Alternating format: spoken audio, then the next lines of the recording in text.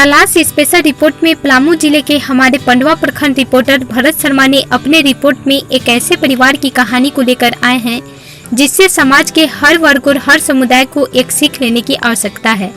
जहां लोग अपने कुल खानदान चलाने वाले परंपरा रूढ़िवादी सोच में जी रहे हैं कि वंश चलाने के लिए बेटों की आवश्यकता होती है और इसी बेटे पाने की आस में कई बच्चों का जन्म होता है।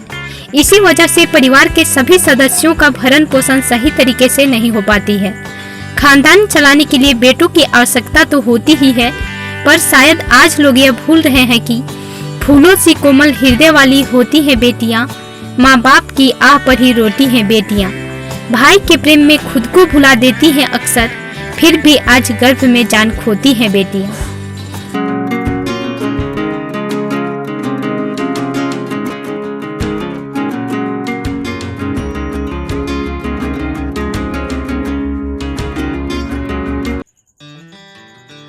हमारे पंडवा रिपोर्टर भरत शर्मा ने अपने छोटे से रिपोर्ट में ऐसे दंपति की कहानी को लेकर आए हैं जिसमें यह दंपति लोक समाज की परवाह किए बिना सरकार की हम दो हमारे दो योजना को साकार किया है। हम बात कर रहे हैं पंडवा प्रखंड के स्थानीय निवासी निरंजन मेहता की, जिन्होंने न सिर्फ हम दो हमारे दो योजना को साकार किया बल्कि इस योजना को अपने जीवन में लागू किया जब उन्हें दो पुत्री हुई। तुम्हारा नाम क्या है? My name is Sujata Kumari. किस वर्ग में पढ़ते हो? I read in class 8। तो तुम्हारे पिताजी का नाम क्या है? My father's name is Shri Niranjan Mahato. पिताजी क्या करते हैं और कहाँ रहते हैं? मेरे पिताजी गुजरात में रहते हैं और गाड़ी चलाते हैं।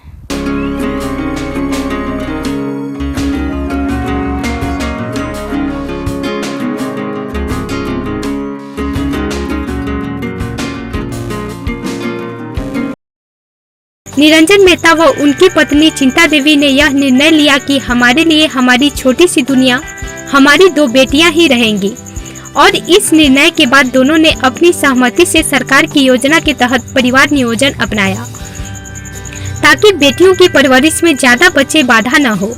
उन्होंने इस निर्णय के बाद यह भी नहीं सोचा कि पंडवा जैसे पिछड़े इलाके में पास पड़ोस में लोग क्या क्या बातें करेंगे। अमूमन हमें आए दिनों यह देखने को मिलता है कि परिवार में बेटे न रहने पर कई तरह के कटाक्षों का सामना करना पड़ता है।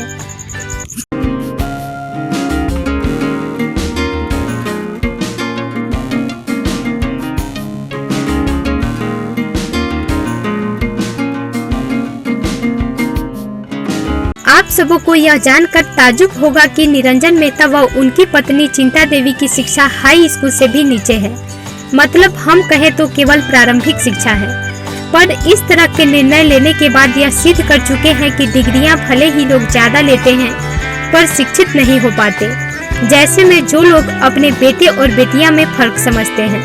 निरंजन की शिक्षा भले ही कम है पर वे अपने दोनों बेटियों को उच्च शिक्षा देने के लिए जी जान से मेहनत कर रहे हैं। निरंजन पेशे से वाहन चालक हैं। वे दूसरे शहर में जाकर दूसरों की गाड़ियां चलाकर अपने परिवार का भरण पोषण के साथ साथ दो बेटियां सुजाता और रानी को उच्च शिक्षा देने में लगे हैं। आप लोग दो बहन होते हैं और आपका कोई भाई नहीं है, तो आपके पिताजी आपको बेटा के समान मान सम्मान दे करके पूरा ताकत लगा करके आपको पढ़ा रहे हैं। तो आप अपने जीवन में किस तरह का लक्ष्य रखे हैं उसको थोड़ा सा आप वर्णन कीजिए। मैं अपने जीवन में इस प्रकार के लक्ष्य रखी हूँ कि मैं पढ़ लिख कर बड़ी होकर टीचर बनूँ और अपने माँ पिताजी का नाम रोशन करूँ और जो हमें शिक्षक जो हमें पढ़ा रहे हैं उनका भी नाम रोशन हो और पूरे यहाँ का गांव वगैरह का नाम रोशन हो कि यहाँ की एक बच्ची ये बनी है।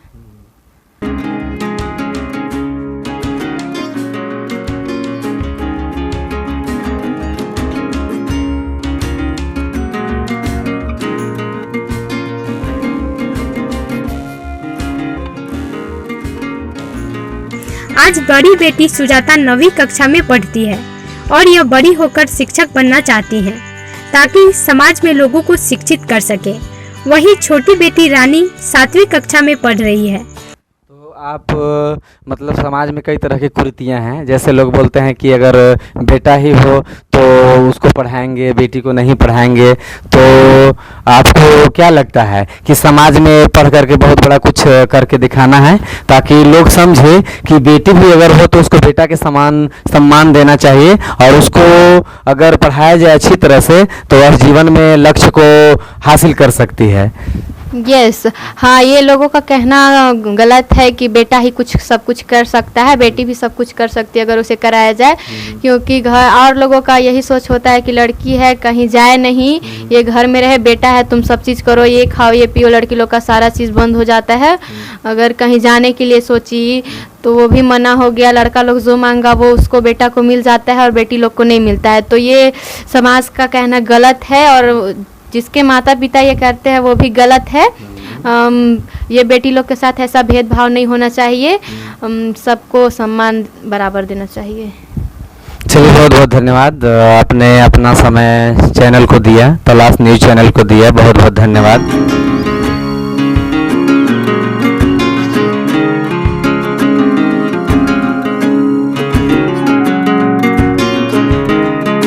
आपको ज्ञात होगा कि मोदी सरकार महिला सशक्तिकरण को कितना बढ़ावा दे रही है।